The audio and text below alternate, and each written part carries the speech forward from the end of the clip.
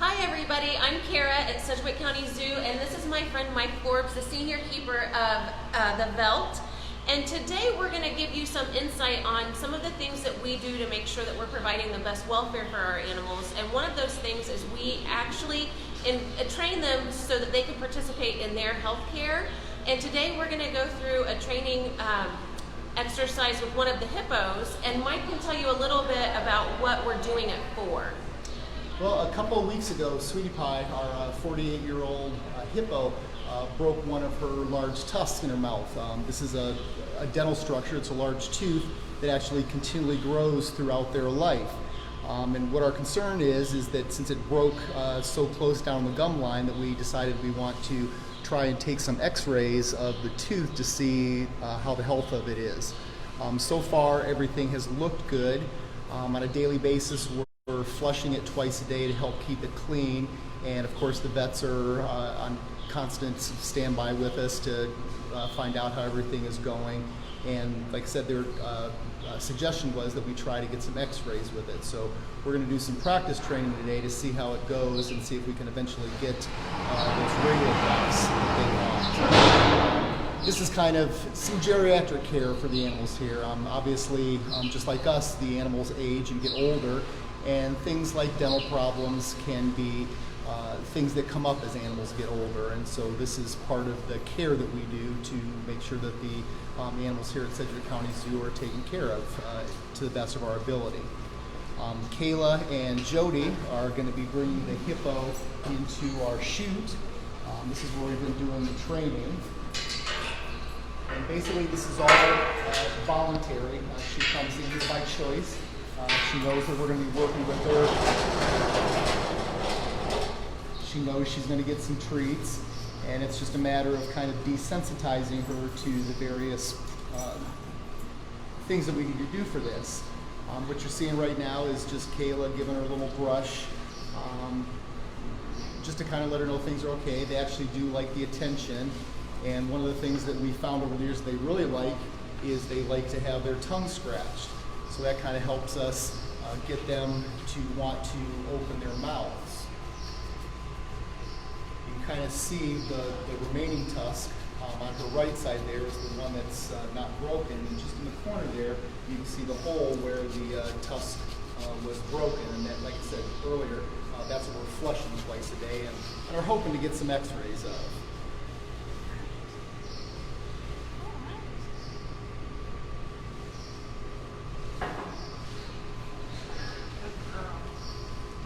What you're seeing in Jody's hand is a practice x-ray plate that we're getting her desensitized to so that the vets can hopefully take the pictures we need. The one thing we don't know at this point is if we're going to be able to get the right angles and how well the pictures will actually turn out.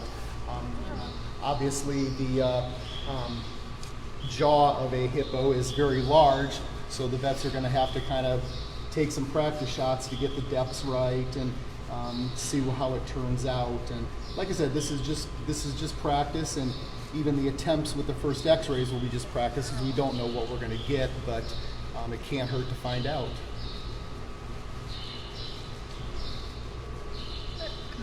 Move my flashlight around for the light. The x-ray machine, it doesn't show a whole lot of light. The x-ray machine does have a light attached to it, so kind of what I'm doing right now is standing above her because we're figuring the vets are going to need to be above to get some of the pictures, and we're just using a simple cell phone to get her used to a different light that might be flashing at her as we're having everybody work around her. Ready to call it? Yeah. All right. Mike, how long have you been doing this training with them?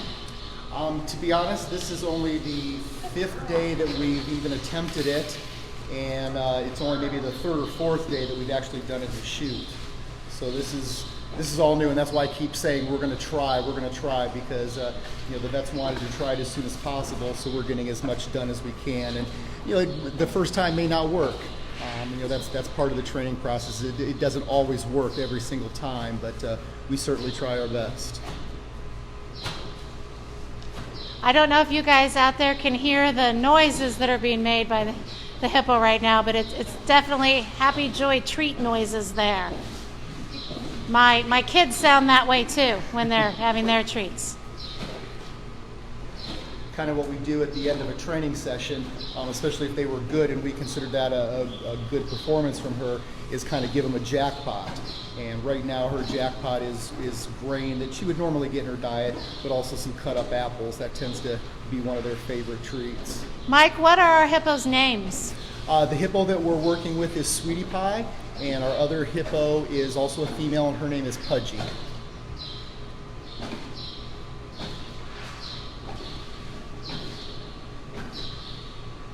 And we have a request for you guys to do the rhinos at one point as well. I'm going to zoom over here, guys, and if you can see, we have a bathing hippo as well there.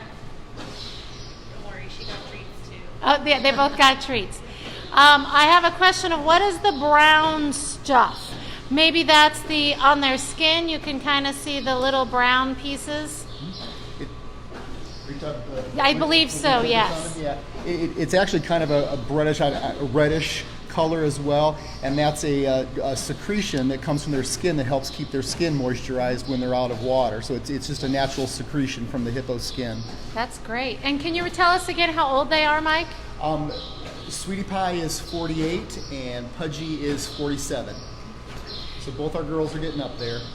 I know we had a question of are they friendly, and one of the important things to know is that hippos in Africa are actually quite dangerous, aren't they? Yeah, they're, when you look at them here in a zoo setting, they kind of just look like big water cows, and you think how dangerous could they be?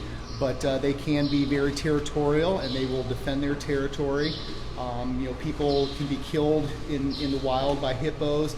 If you're out of the water on a small boat, obviously this animal is large enough that it could turn over a canoe or a small boat or something like that if it felt that if its territory was threatened. And that is what they use the tusks for, is for protection. That is their big defense. And there was a question of what are they eating right now? She's eating an alfalfa-based grain and then apple chunks. That's kind of her big reward for being so good for us here this afternoon. The grain is part of their normal diet, and also on a normal basis they get prairie hay as the big bulk of their diet. We do a lot of food enrichment with the hippos. They definitely enjoy their food, and we use various types of produce. We're looking forward to summertime because they really like watermelons. We use pumpkins at fall and just throw them in whole. It's kind of neat to see them in their pool, and you just throw it in whole, and they just take that big mouth and go crunch, and it just looks like a body exploding in the water. That's awesome. A question is, are their noses as soft as a horse's nose? I wouldn't necessarily say as soft. A horse's nose has quite a bit of soft fuzz on it, but their skin is very thick, but especially around the nose area, it's very pliable. So yes, it's soft, but I wouldn't say as soft as a horse's nose. Mike, earlier you told me they were in their late 40s, and that is fairly close to life expectancy for a hippo? It is. They could easily live into their 50s. It depends on how their health goes over the next few years, but they're definitely geriatric girls. We're going to walk around, everybody, and watch them as they flush that area where the tooth was lost. So bear with us as we walk through the back of the Velt building into the front here, where again you can see Jody and Kayla working to flush that area.